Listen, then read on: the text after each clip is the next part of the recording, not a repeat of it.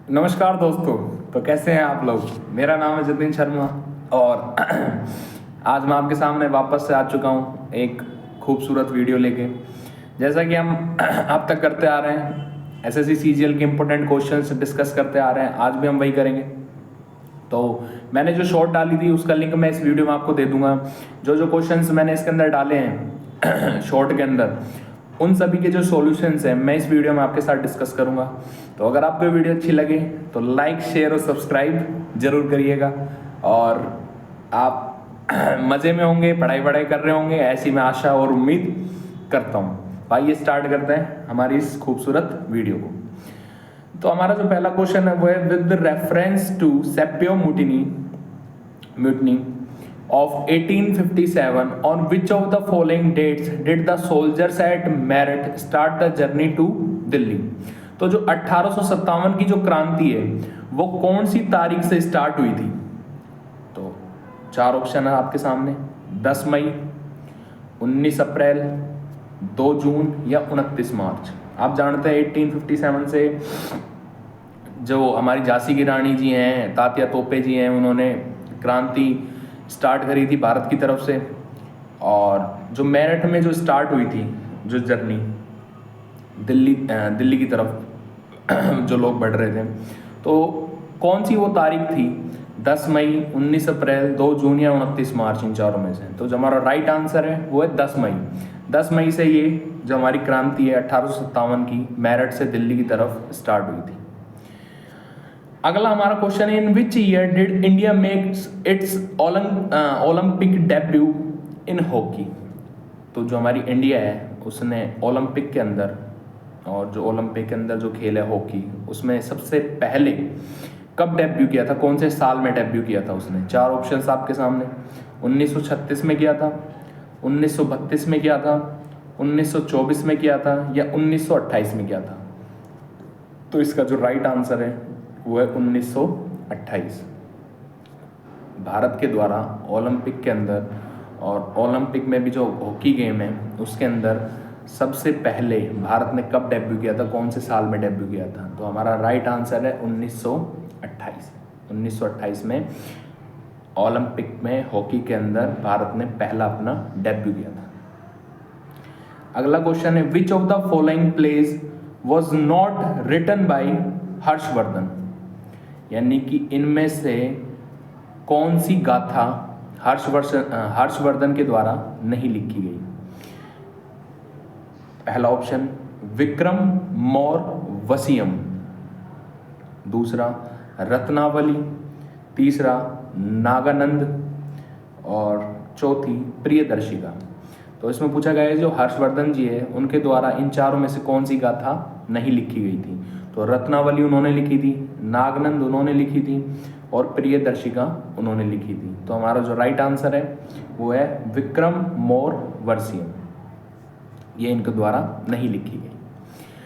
अगला जो हमारा क्वेश्चन है वो है, which article of the constitution of India provides that there shall be a vice president of India. हमारे कॉन्स्टिट्यूशन का कौन सा आर्टिकल ये बताता है कि हमारे देश में एक उपराष्ट्रपति भी होगा, यानी हमारे देश का एक वाइस प्रेसिडेंट भी होगा। आर्टिकल 61, आर्टिकल 63, आर्टिकल 65 या आर्टिकल 62। आर्टिकल 61 है, 63 है, 65 है या 62 है। तो जो हमारा राइट आंसर है, कौन सा राइट आंसर, कि हमारे देश का वाइस प्रेसिडेंट भी होगा, ये कौन से आर्टिकल में लिखा गया है। तो ये आर्टिकल है आर्टिकल 63। तो हमारा जो राइट आंसर है वो है आर्टिकल 63। अगला जो हमारा क्वेश्चन है वो है, a javelin throw by an athlete is in dash motion. यानी कि आप जानते हैं जो जेवलिन थ्रो होता है, जो नीरज चोपड़ा जी हमारे जो भाला फेंकते हैं, इस बार वो दुर्भाग्यवश गोल्ड नहीं जीत पाए, हमें सिल्वर से संतुष्ट करना पड़ा।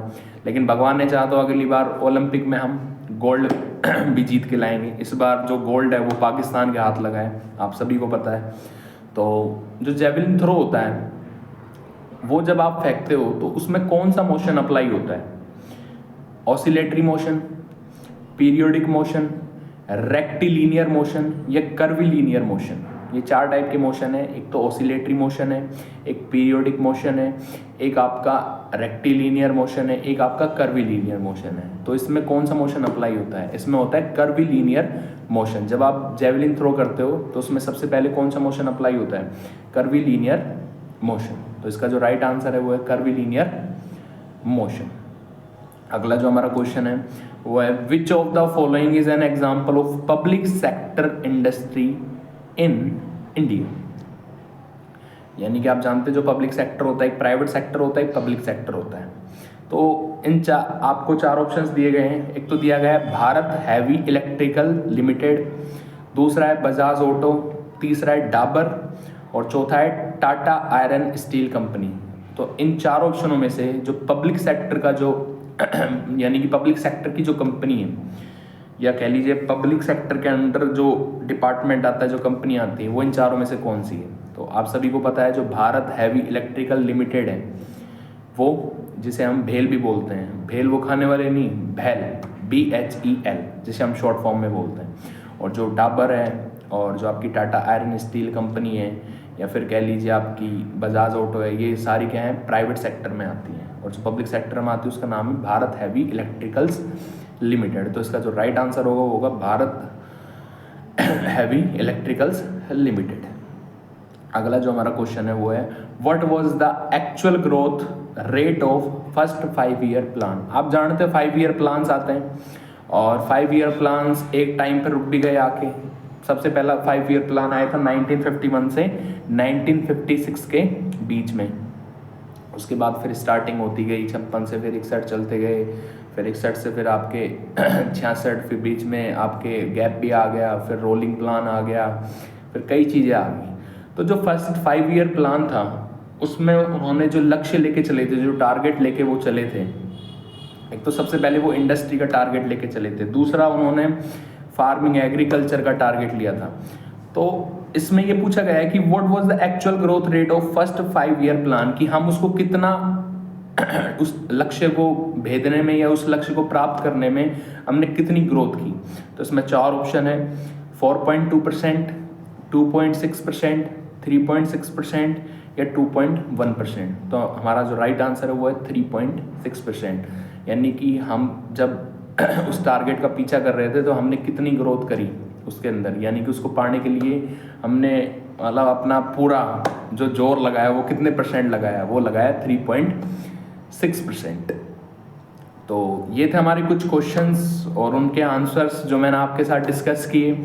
और अगर आपको वीडियो अच्छी लगे तो लाइक शेयर और सब्सक्राइब जरूर करिएगा। और मैं आपके सामने ऐसी वीडियोज़ लाता रहूँगा जिससे देखकर आपका दिल खुश हो जाएगा। और मतलब आप जो भी एग्ज़ाम देंगे, चाहे NTPC का एग्ज़ाम हो, चाहे CGL का एग्ज़ाम हो, चाहे GD का एग्ज़ाम हो, दिल्ली पुलिस का एग्ज़ाम हो, CPO का एग्ज़ाम हो, या CISF का एग्ज़ाम हो, हेड कांस्टेबल का एग्ज़ाम हो, आपका SSB का एग्ज़ाम हो, BSF का एग्ज़ाम हो, कोई भी एग्ज़ाम हो आपके XYZ ऑल इंडिया जितने भी एग्ज़ाम हैं या स्टेट एग्ज़ाम्स हैं, उनमें मैं जितने भी क्वेश्चंस आपको करवाऊंगा GK GS के, ये बहुत ही इंपॉर्टेंट क्वेश्चन होंगे और कहीं ना कहीं आपको ये पेपर में देखने को ज़रूर मिलेंगे। धीरे धीरे हम हमारी वीडियो को बनाते जाएंगे, आगे आगे चलते जाएंगे धीरे धीरे। और भगवान ने चाहा तो मैं आपके सामने अगली वीडियो बहुत जल्द लेके आने वाला हूँ। तो अगर आपको ये वीडियो अच्छी लगे तो लाइक शेयर और सब्सक्राइब जरूर करिएगा। और मिलते हैं नेक्स्ट वीडियो में, तब तक के लिए थैंक यू, शुक्रिया, धन्यवाद।